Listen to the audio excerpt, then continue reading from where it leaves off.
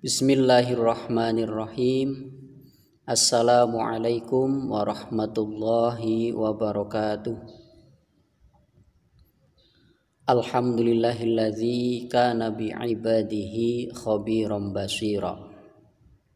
Tabarakalladzi ja'ala fis sama'i burujan wa ja'ala fiha sirajan wa qamaran munira.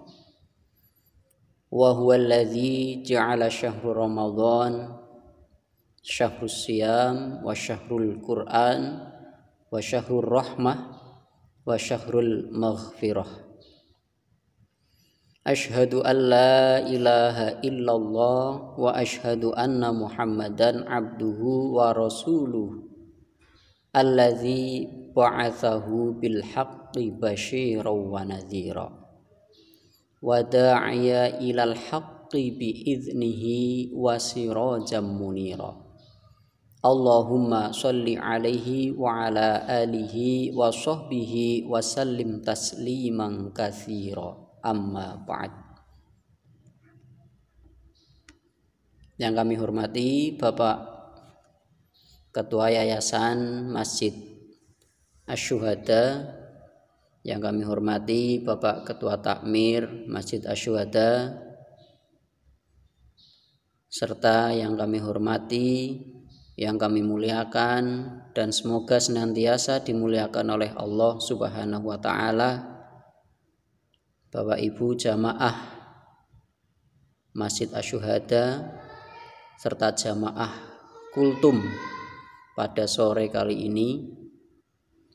Pertama-tama marilah kita panjatkan puji syukur kehadirat Allah Subhanahu wa taala yang telah memberi kita rahmat, hidayah, serta inayah, memberikan kita kesempatan, kemampuan, kesehatan, sehingga alhamdulillah sampai dengan saat ini kita sudah hampir memasuki separuh di bulan suci ini. Kedua kalinya sholawat serta salam semoga tetap tercurahkan kepada junjungan kita Nabiuna Muhammad sallallahu alaihi wasallam, yang telah membawa serta mengarahkan dan membimbing umatnya kepada jalan yang senantiasa diridhoi Allah Subhanahu wa taala. Dan mudah-mudahan kita, khususnya yang bisa hadir di majelis online ini, mudah-mudahan tergolong sebagai umat beliau yang mampu mendapatkan syafaatul uzma fi yaumil qiyamah. Amin amin ya rabbal alamin. Jemaah sekalian yang dimuliakan Allah, di bulan suci Ramadan ini tentu kita sudah tahu bahwa Ramadan merupakan bulan yang dimuliakan oleh Allah Subhanahu wa taala timbang bulan-bulan lainnya. Berangkat dari sini kami ingin menyampaikan sebuah hadis riwayat Imam Bukhari dan Muslim yang mungkin jamaah sekalian sudah sering mendengar. Idza jaa Ramadan futihat abwabul jannah wa ghulliqat abwabun nar wa suffidat syayatin. Apabila Ramadan tiba, maka pintu surga dibuka, pintu-pintu neraka ditutup, dan setan dibelenggu.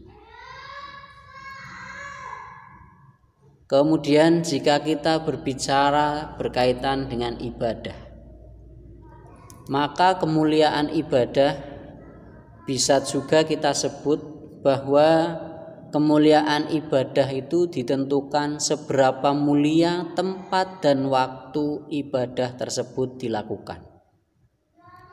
Nah, maka ini menjadi kaidah penting yang perlu kita catat bersama. Karena waktu dan rukunnya berbeda, maka memiliki pahala yang berbeda. Misalnya, Orang yang melaksanakan sholat di rumah tentu berbeda pahalanya dengan orang yang sholat di masjid.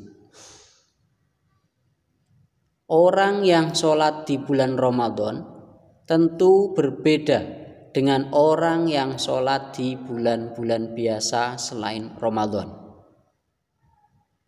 Jadi keberadaan waktu akan menentukan kemuliaan dari ibadah itu. Maka di bulan Ramadan ini paling tidak kita harus tahu, karena waktunya sudah mulia, ya, waktunya sudah suci, ya, bulan suci Ramadan, maka kita juga harus mengisinya dengan kegiatan-kegiatan yang mulia, dengan kegiatan-kegiatan yang suci, kegiatan-kegiatan yang dicintai oleh Allah Subhanahu wa ta'ala, termasuk dalam berpuasa. Kita berpuasa harus bagaimana? Nah, maka paling tidak kita harus sedikit tahu, ya, minimal sedikit tahu bagaimana Rasulullah Shallallahu Alaihi Wasallam berpuasa. Jadi Nabi Muhammad Shallallahu Alaihi Wasallam berpuasa itu ya sambil melakukan aktivitas yang bermanfaat. Bahkan menurut sejarah, karya-karya terbesar beliau itu dicapai di bulan Ramadan. Contoh, kemenangan umat Islam dalam perang Badar. Walaupun kondisi umat Islam saat itu sedang berpuasa, tapi ternyata Allah memberikan kemenangan dalam perang Badar. Kemudian sejarah juga membuktikan keberhasilan umat Islam, keberhasilan Nabi dalam menguasai kota Makkah atau Fathul Makkah itu juga terjadi di bulan Ramadan. Pada bulan Ramadan, bahkan setiap bulan Ramadan, beliau itu memperbanyak dalam membaca Al-Quran, bertadarus. Beliau bangun untuk sahur menjelang fajar dan menjelang berbuka hingga azan itu beliau isi dengan berzikir dan membaca Al-Quran.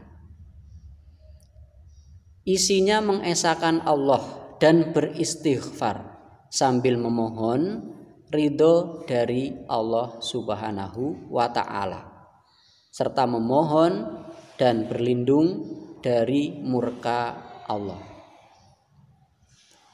Beliau juga berbuka dengan 3 biji kurma, kemudian sholat maghrib.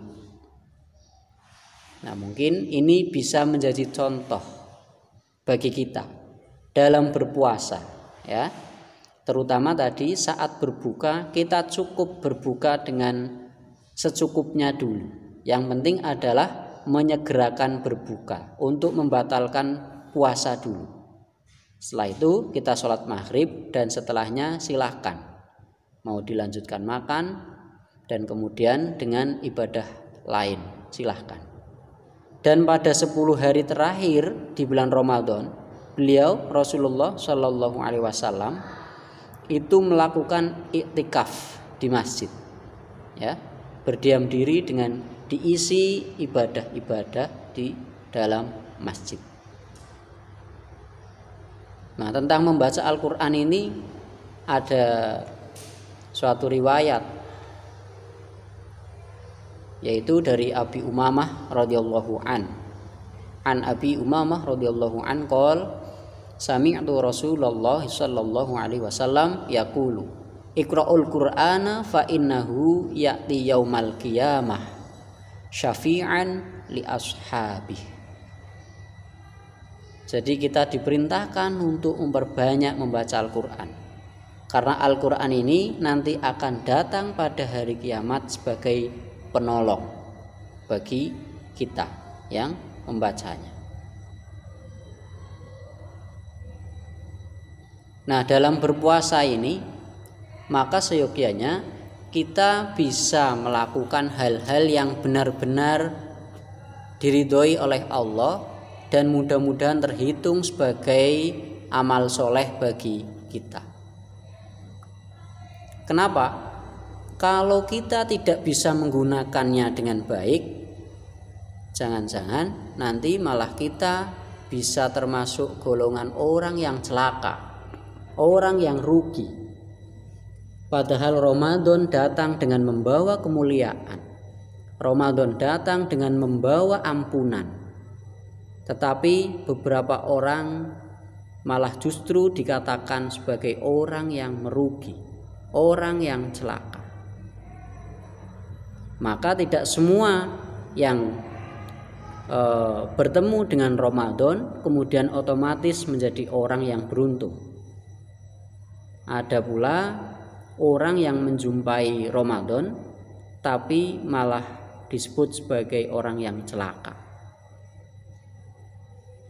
Kita kutip dari hadis Abi Hurairah radhiyallahu an yang menyampaikan, qala Rasulullah sallallahu alaihi wasallam, rahima anfu rajulin dzukirtu indahu falam yusalli alayya wa rahima anfu rajulin dakhala alaihi Ramadan thumman salakha qabla ayyuh farolah wa rahima anfu rajulin adraka indahu abawahul kibara falam yudkhilahul jannah.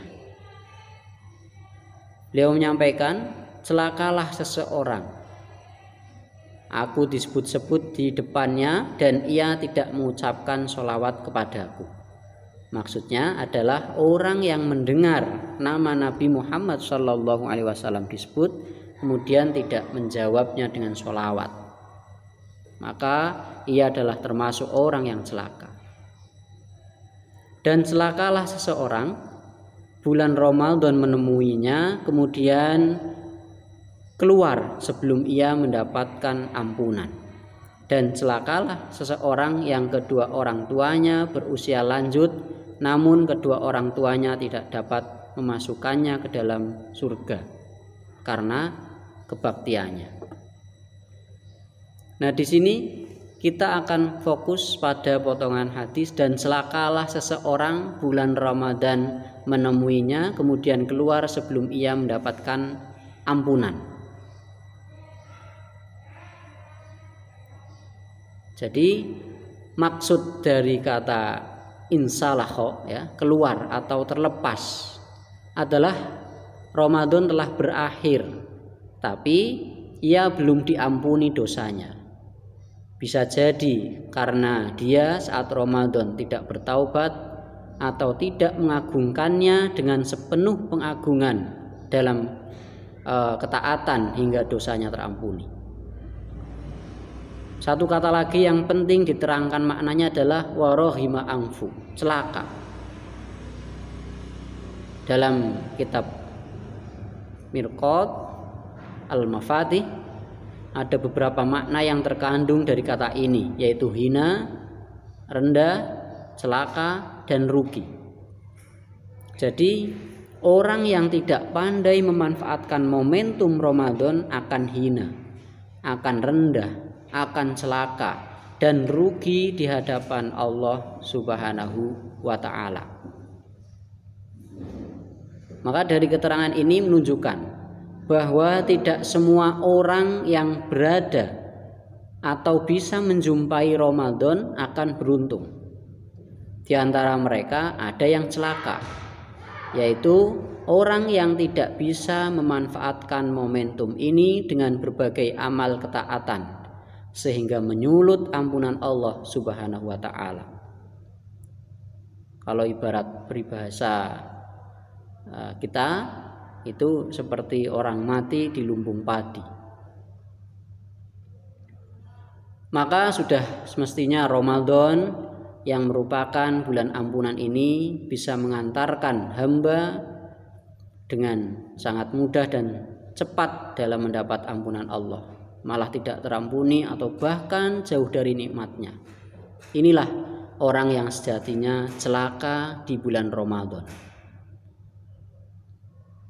Oleh karena itu, kita masih punya waktu di Ramadan ini, minimal gunakanlah dengan baik, isilah dengan kegiatan-kegiatan yang bermanfaat. Dan mudah-mudahan kita termasuk golongan orang yang disebutkan dalam hadis yang diriwayatkan oleh Imam Bukhari, "Man qoma ramadhana imanan wahtisaban ghufira lahu ma taqaddama min dzambi." Ya, jadi orang yang celaka dengan datangnya bulan Ramadan ini, kalau secara lebih detailnya kurang lebih satu, yaitu orang yang gemar berbuat atau melakukan perbuatan tercela. Jadi meskipun dia sudah bersedekah, dosanya tidak akan diampuni kecuali ia bertobat. Kalau ada saudara kita atau bahkan kita sendiri yang masih seperti itu, maka segeralah bertaubat. Mumpung bulan Ramadan ini juga termasuk bulan maghfirah, bulan ampunan. Dan yang kedua adalah orang yang durhaka kepada orang tuanya. Maka mestinya sebelum masuk Ramadan kemarin, kita bisa meminta ampun, kita bisa meminta maaf kepada orang-orang tua kita. Jika memang orang tua kita sudah tidak ada, maka ziarahlah ke kuburnya dengan cara mendoakan mereka. Dan yang ketiga adalah orang yang memutus tali silaturahim. Yang dimaksud memutus tali silaturahim ini bukan berarti menjauhi pertemanan, menjauhi kerumunan ya, karena sekarang kita sedang dianjurkan untuk tidak berkerumun. Tetapi memutus silaturahim adalah memutuskan hubungan persaudaraan. Dan yang keempat adalah orang yang dengki terhadap orang beriman. Jadi dulu ada salah satu sahabat Nabi yang ibadahnya biasa saja, tapi kata Rasulullah Shallallahu Alaihi Wasallam dia adalah ahli surga. Ketika sahabat Nabi ikut ke rumah ahli surga itu, ibadahnya biasa saja. Ternyata kemuliaannya adalah tidak pernah menyimpan perasaan dengki sedikit pun terhadap orang lain. Maka mudah-mudahan di bulan Ramadan ini kita bukan termasuk golongan orang yang celaka, bukan termasuk golongan orang yang hina, bukan termasuk golongan orang yang rugi karena selepasnya Ramadan nanti. Mudah-mudahan bisa bermanfaat bagi kita semua. Kurang lebihnya mohon maaf. Billahi taufik wal hidayah. Wassalamualaikum warahmatullahi wabarakatuh.